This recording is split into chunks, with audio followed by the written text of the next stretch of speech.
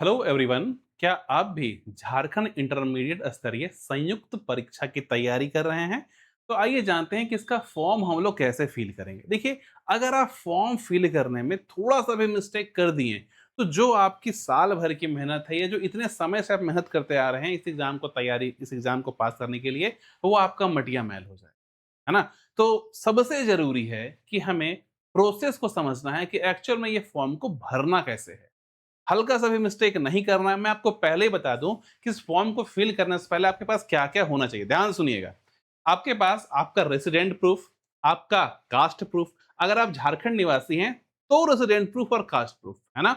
इसके अलावा अगर आप झारखंड निवासी हो या ना हो, आपके पास 10वां का मार्कशीट और सर्टिफिकेट, 12वां का मार्कशीट और सर्टिफिकेट होना चाहिए।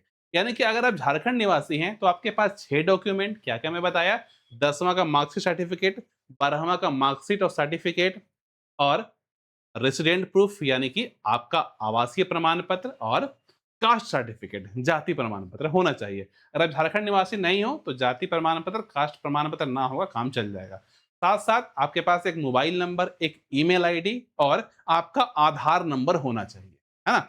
देखते हैं फॉर्म को हम लोग भरें कैसे। आइए, सबसे पहले आप गूगल पे जाएंगे और यहाँ पे सर्च करेंगे जेएसएससी। ये मैंने जे से सर्च करा और जेएसएससी सर्च करने के बाद ये पहले वाले ऑप्शन पे हम लोग क्लिक करेंगे। ये देखिए एक पेज खुला, जेएसएससी का पेज खुला और यहाँ पे इंपॉर्टेंट लिंक आप देख पा रहे होंगे जिसमें लिखा हुआ है एप्लीकेशन फॉर्म। यहाँ पे हम करेंगे अप्लाई। हो जा भाई अप्लाई। खुल रहा है? हाँ, खुल रहा है। अगर ये स्लो चले, हाँ ये खुल गया। देखिए, अब जैसे आप अप्लाई पे जाइएगा ना तो आपको देखने को मिलेगा एप्लीकेशन फॉर्म अप्लाई और पहला में ये online application for JIL CCE 2026। आप इस पे कीजिए क्लिक।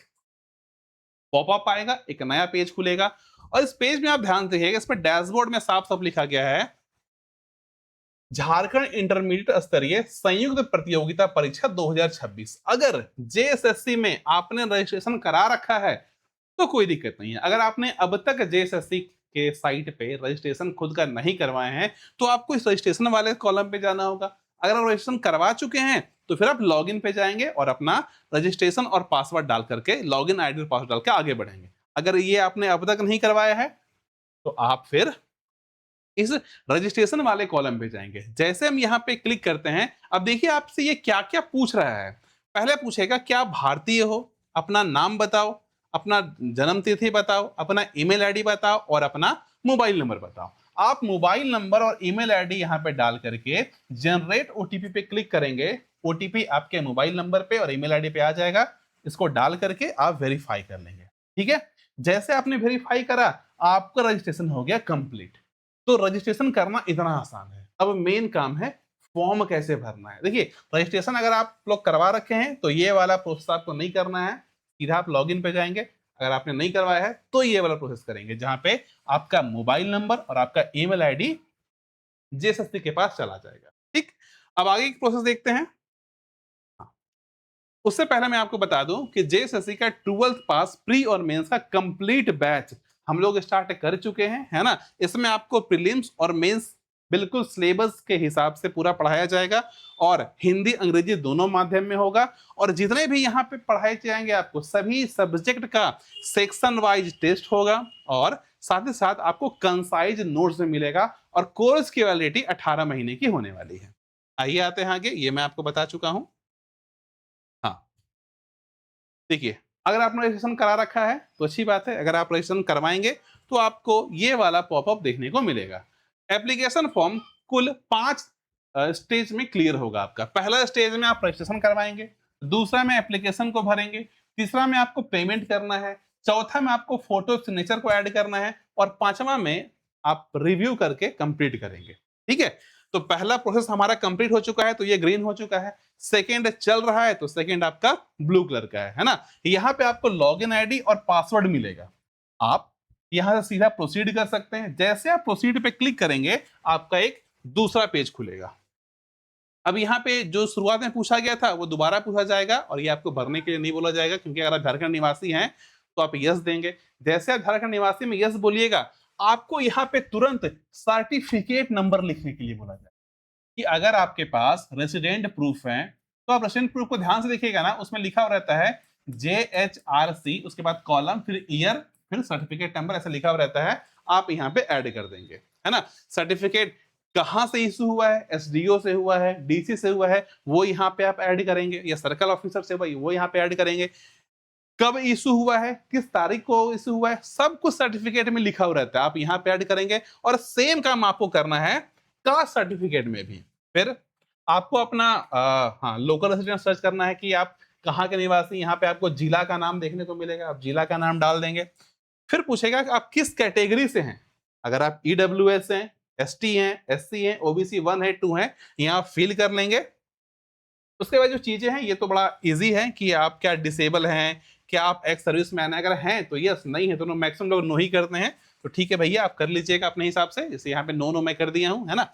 फिर पूछेगा क्या आप स्पोर्ट्स कोटा के अंदर आते हैं, क्या आप स्पोर्ट्स कोटा के अंदर कुछ कंसेशन चाहते हैं। अगर आप स्पोर्ट्स कोटा से हैं, अगर आप वैसा कुछ खेल खेले हैं, है ना, नेशनल लेवल पे या स्टेट लेवल पे, तो आपको कुछ कंसेशन मिलेगा। आप यहाँ पे यस नो कर सकते हैं, उस हिसाब से अपना जेंडर डालेंगे।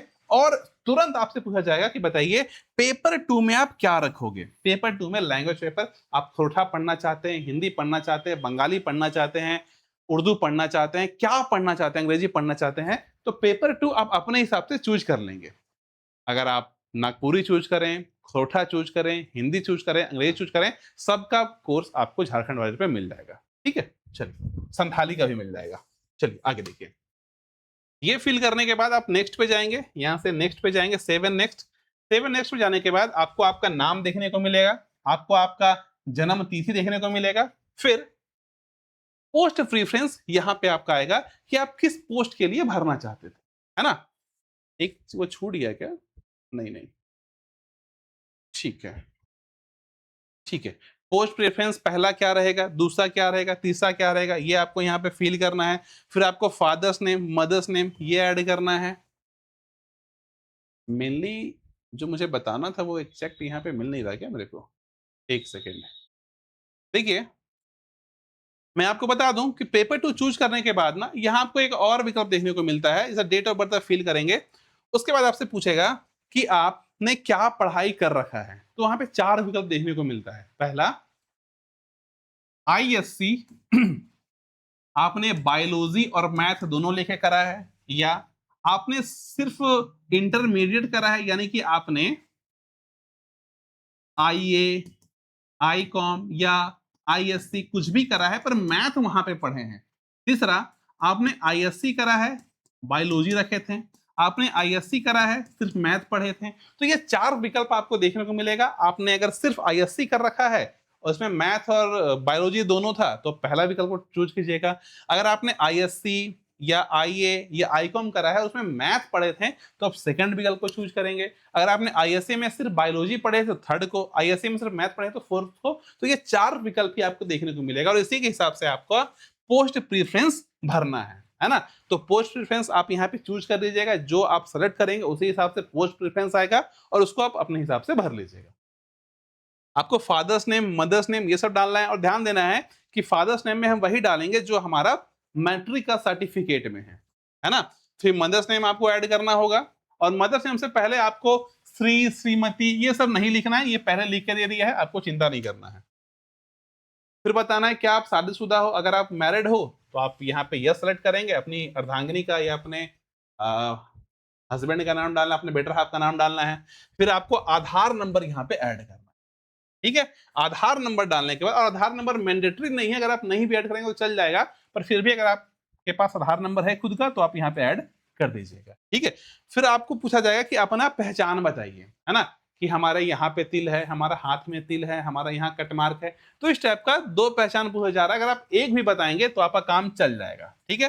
अगर आपके पास 2 पहचान है दोनों आप फिल कर लीजिएगा। फिर चलिए इसके बाद हम सेव एंड नेक्स्ट में जाएंगे। जैसे सेव एंड नेक्स्ट में जाते हैं तो आपको आपका मोबाइल नंबर और ईमेल आईडी यहाँ पे देखने को मिलेगा, साथ ही साथ एड्रेस भरने के लिए कहा जाएगा। अगर आप झारखंड निवासी भर चुके थे तो ये झारखंड पहले से भरा हुआ आएगा। अगर आप झारखंड निवासी बोलते कि हम नहीं हैं तो ये पहले से भरा हुआ नहीं आता, आपको यहाँ पे फिल करना होता। आप अपना परमानेंट एड्रेस और करंट एड्रेस दोनों को यहाँ पे फिल कर लेंगे। अगर दोनों सेम है तो सिंपल आपको इस चेक बॉक्स पे क्लिक कर देना है, कॉपी पेस्ट वो हो जाएगा। आगे आइए।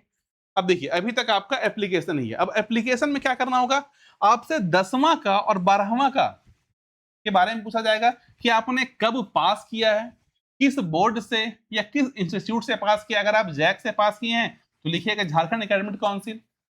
कितने मार्क्स के थे, अगर 500 मार्क्स है तो 500 लिखिएगा। कितना आपने मार्क्स लाया, जैसे मान लीजिए आपने 428 लाया तो आप 428 लिखेंगे। कितना परसेंट हुआ, उसके बाद मैट्रिक का सर्टिफिकेट नंबर, 12th का सर्टिफिकेट नंबर, ये डालना अनिवार्य है ताकि पता चले कि आप सच सच बतिया बोल रहे हैं कि नहीं।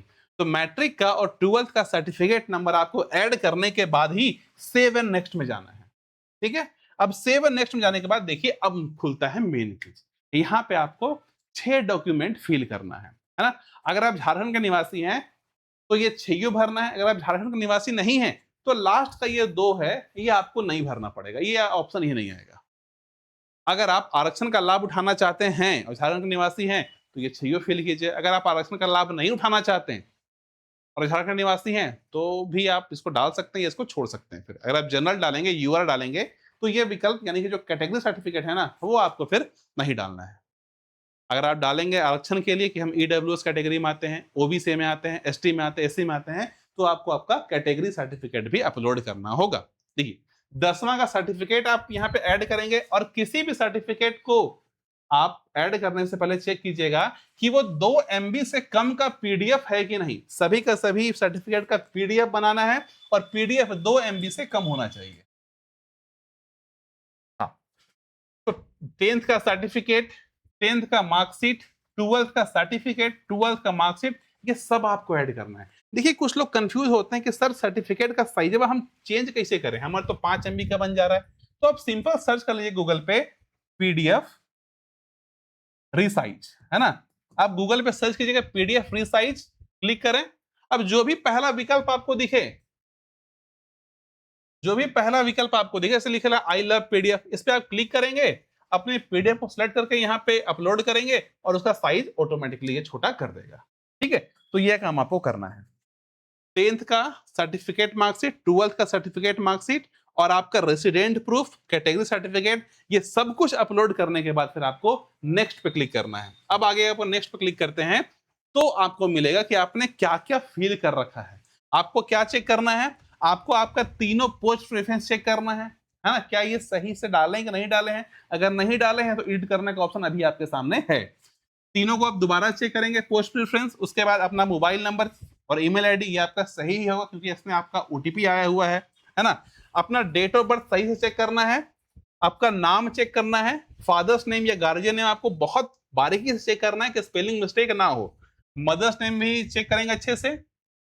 उसके बाद आपका जो सर्टिफिकेट है, चाहे वो कास्ट सर्टिफिकेट हो या रेसिडेंट सर्टिफिकेट हो, क्या उसका नंबर हमने सही से ऐड करा है ये आप चेक कर लेंगे, यानी आपका क्रॉस चेक करने के लिए।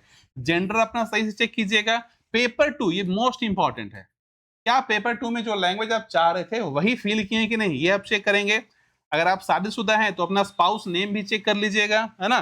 किस कैटेगरी से रजिस्ट्रेशन लेना चाहते हैं, आपका कैटेगरी का सर्टिफिकेट नंबर क्या है, कब वो इश्यू हुआ, और फी अमाउंट 100 रुपया या 50 रुपया डिपेंडिंग ऑन योर कैटेगरी, ये आपको पे करना है। अब ये करने के बाद आप आएंगे यहाँ पे डिक्लेरेशन में। डिक्लेरेशन पे बस आपको टिक करना है और सब कुछ अगर सही है तो प्रोसीड टू पेमेंट। अगर सब कुछ सही नहीं है तो आपको फिर मॉडिफाई करना पड़ेगा कि भैया कुछ गलत हो गया, उसको मॉडिफाई कर दीजिए, है ना। तो मॉडिफाई करने के बाद दोबारा चेक कर लीजिएगा। उसके बाद आप प्रोसीड टू पेमेंट पे जाएंगे और अपने खाते से 100 रुपया या 50 रुपया आपका कटेगा और आप फॉर्म फिल आपका पूरा कंप्लीट हो जाएगा। ठीक है, फॉर्म फिल करने के बाद आपको झारखंड वॉरियर ऐप खोलना है या प्ले स्टोर से झारखंड वॉरियर ऐप को डाउनलोड करना है और डाउनलोड करने के बाद आपको जेएसएससी 12th पास, ये जो आपको बैच दिख रहा है ना, इस बैच में एनरोल कर लेना है। ठीक है, इस बैच में आपको क्या क्या मिलेगा, इस बैच में आपको प्रीलिम्स और मेंस दोनों का सिलेबस कंप्लीट करवाया जाएगा, वो भी हिंदी अंग्रेजी दोनों भाषा में, द्विभाषी होता है। ठीक है, और सेक्शनल टेस्ट भी मिलेगा, हर सेक्शन का टेस्ट मिलेगा सभी सब्जेक्ट का, और नोट्स भी बिल्कुल कंसाइज मिलेगा, और इस कोर्स की वैलिडिटी 18 महीने की रहने वाली है। ठीक है, तो मिलते हैं आपसे फिर झारखंड वॉरियर के ऐप पे या यूट्यूब पे, जैसी आपकी मर्जी, है ना। तो मैं चाहूंगा कि आप इस पे जरूर एनरोल करेंगे। Thank you everyone, thank you very much and signing off.